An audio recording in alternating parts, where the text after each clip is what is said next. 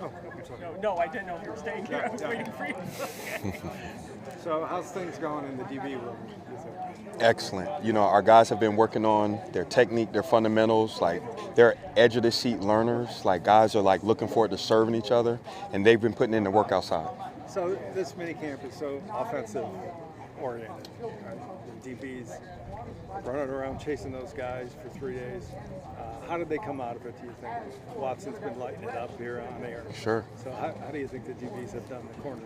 You know what? Excellent. I think that anytime we get a chance to come out here and develop our smarts, obviously we can't develop a form of our toughness right now, but our guys are accountable, they're resilient, they're around their teammates. I think that that's excellent. I know we value versatility, so seeing our guys run around with energy, with passion, has been exciting. Ephraim was talking about how Jim just gets out in the middle of drills and stuff and is correcting things like on the fly.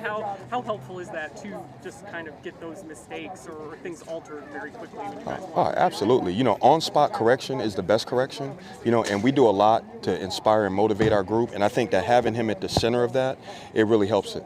The upgrade in the receiver room is obvious to anyone who's been around here. The upgrade in the receiver room. Yes. Is that bringing out the corners to be better? Competition there? Oh, absolutely.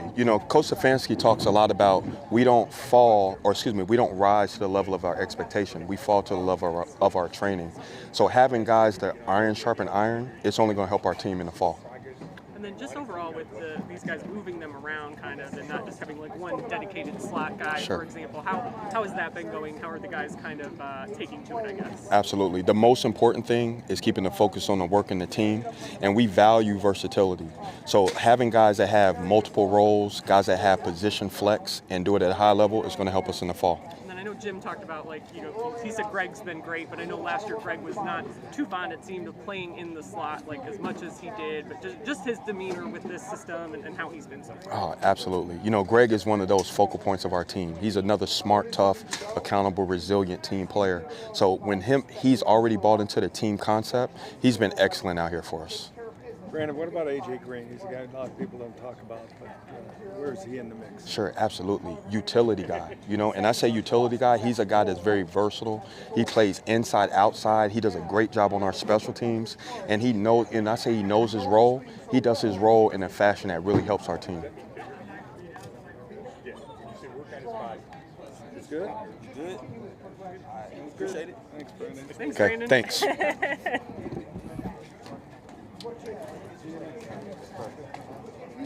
We'll see. We'll get too big and they look slow. Terrible. He didn't just get really strong. Those things that he does really well. He will hit you, but it's strength to be able to do it. Does Jimmy scheme? Do you think he fits better in his scheme? Is that a good fit for his skills?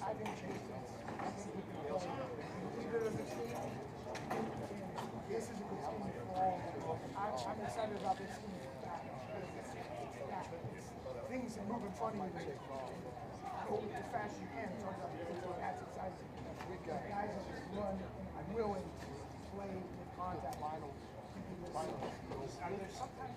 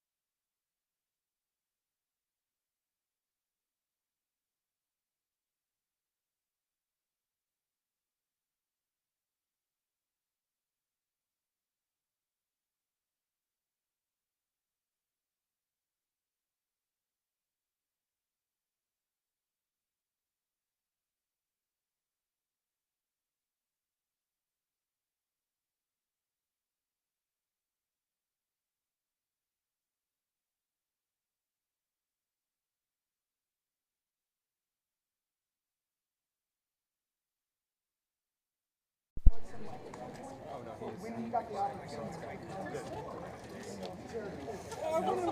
Everybody wants to talk to To me, why would you want to do that? How you doing, Ben? I'm great. How are you?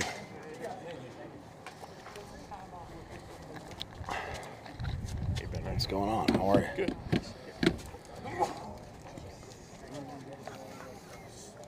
So, what's it like working with this group when you mix in the guys obviously coming back, but then you throw in the Zedarius, Obo, all the guys that have kind of come over from the last couple of months. Yeah, it's been really fun working with the group. Anytime you get a mix of veteran and young players, I think that's a good recipe to have success. You have guys that have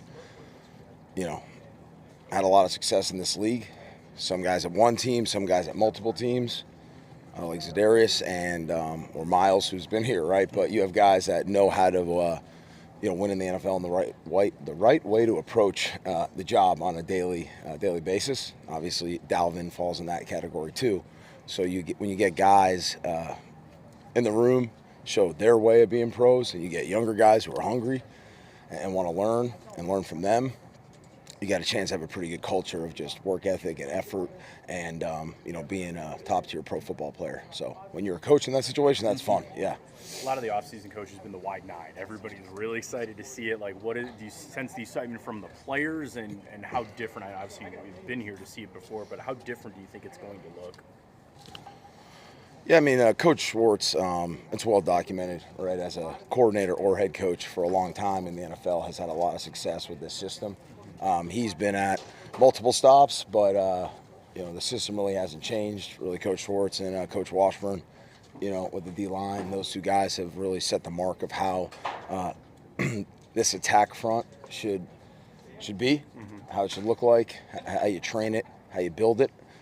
So that's the model I'm following. I'm fortunate to have, again, Coach Schwartz and Coach Washburn,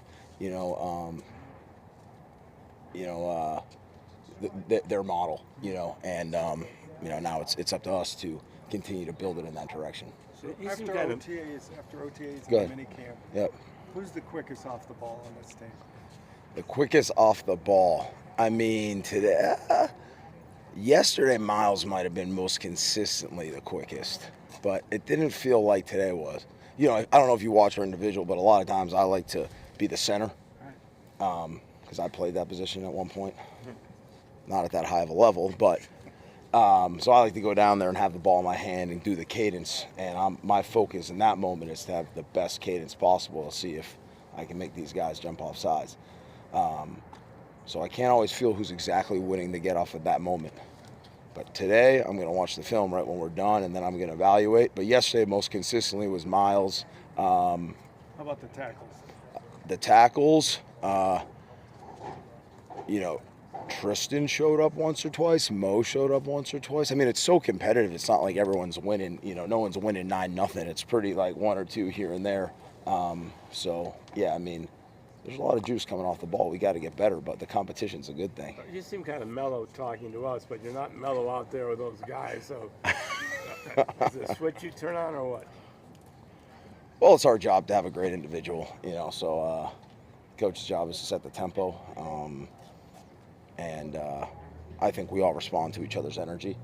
So, I'll bring the energy when we need to bring it, and usually it's a good thing. And we get rolling, and we run, and we get off the ball, and then, we're in a rhythm, and that's our job. Like, we got to go. So wait, just to follow up to that. So how does that translate to the players? Does players take that energy from you, do you think? Well, I think all of them have their own internal energy, and they're pro football players, and they want to come and be great. Right, but sometimes you need your coach to turn it up for you a little bit, and then usually they take it over from there. Every day is different. Obo's always bopping around, talking, having fun. So sometimes he brings it first. Siaki brings it sometimes. Miles, okay, he said something. Zedarius says something. Dalvin, was that Dalvin? Yeah, he says something. So, someone's going to say something to get us all going. It's my job to make sure we got the culture where we're all doing it, picking each other up, and as a coach, I'm going to take every opportunity I can to get that going in the right direction. How is it you end up at D-line? Who initiated that move?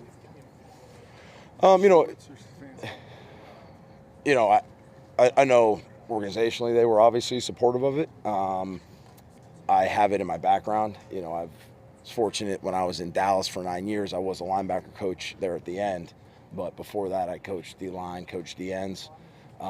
That system's a little bit, it's different. It's different than the system we have here, but it's D-line play. So obviously the position was open. I was in the building, and it's something that if the job's available, I'm interested, and I was fortunate that it all worked out. Since it's Schwartz's kind of specialty, yes. Reputation, feel any added pressure to be the position coach there?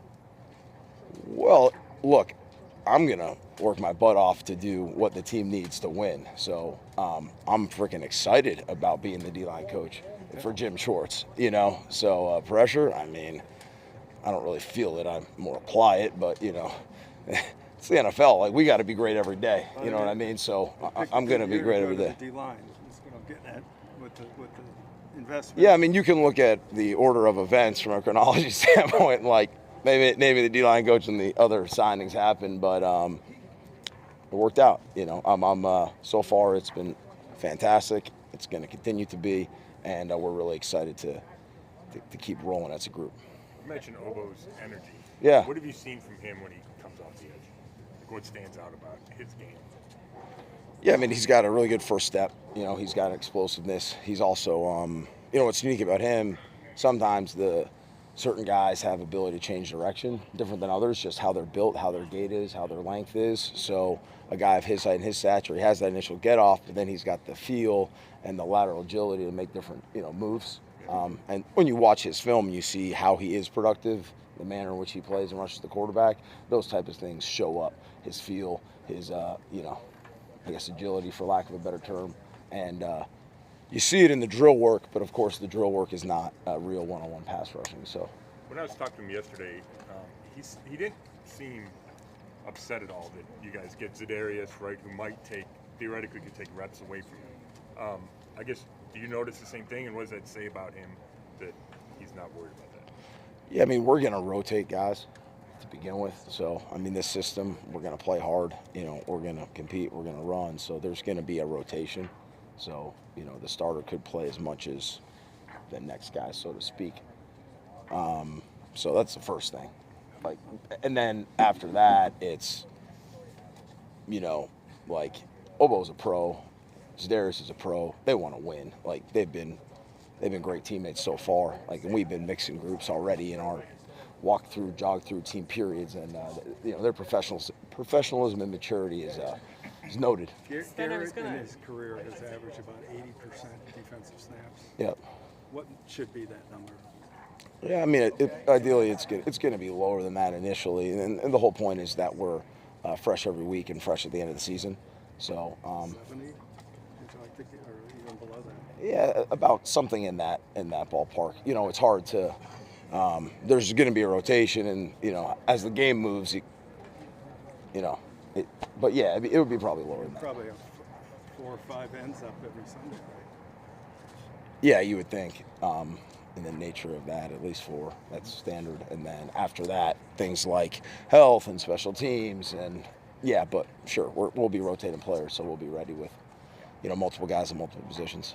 Ben, should I talk about that rotation, aspect of it? We've seen you guys kind of move those guys around already.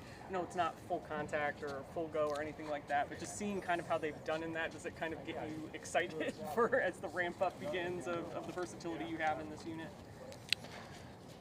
Yeah, I think you, as a coach, you have to take advantage of the players' strengths and their abilities. We have guys who have production documented at different spots across the line. So, I have to be aware of that, of course. And then when you put it all together and you're building rotations and who's out on the field in certain situations, like who's on the field in 3rd down, in 2 minute, and 1st and 2nd down, now you got to be intentional about who you're putting where.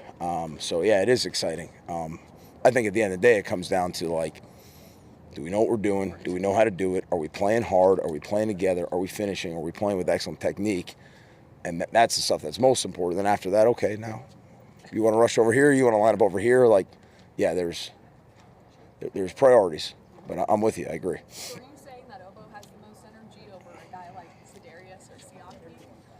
That's a lot better. Well, we don't have like an energy meter out there every day. But you said they feed off their energy, so what's the vibe? Like, who's bringing the most? Well, you know, there's energy within the drill with like the effort and the toughness. You know, you see that in Za'Darius because he's going hard, and then he's just kind of like smiling and having fun in between. But Obo's a little more audible. He's bouncing a little more. He's talking a little more. Siaki might pop off with something, you know. So, hey, if they're working and they're having fun, that's only gonna, you know, make my job more fun and bring the whole culture and you know, attitude of the group in a positive note. So. Siaki said he wanted to be best friends with Miles. Have you seen them just become besties during drills and whatnot? I mean, during the drill, they're working, so I can't. I hope they're not doing that during the actual drill. In between drills, they might be, but I'm not focusing on. You're all good?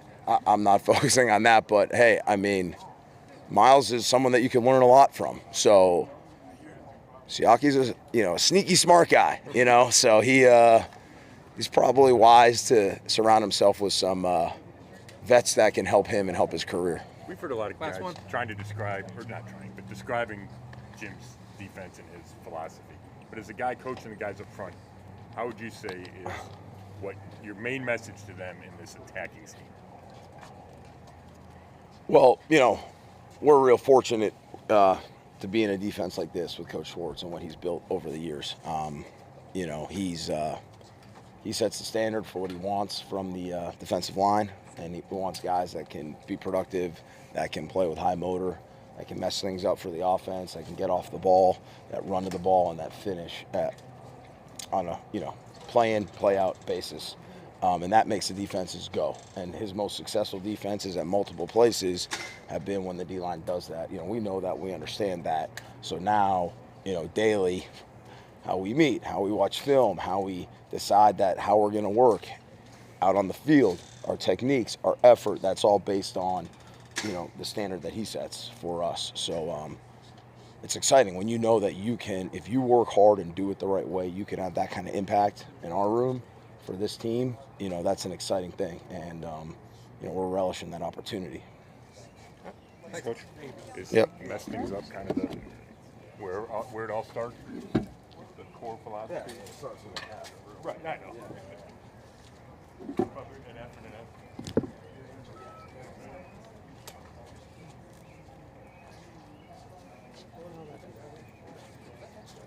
Are we done? I'm gonna go check everything, but I'm just literally gonna send you everything out. Like I take it, whatever you need. I'm gonna send it to you to give. Okay.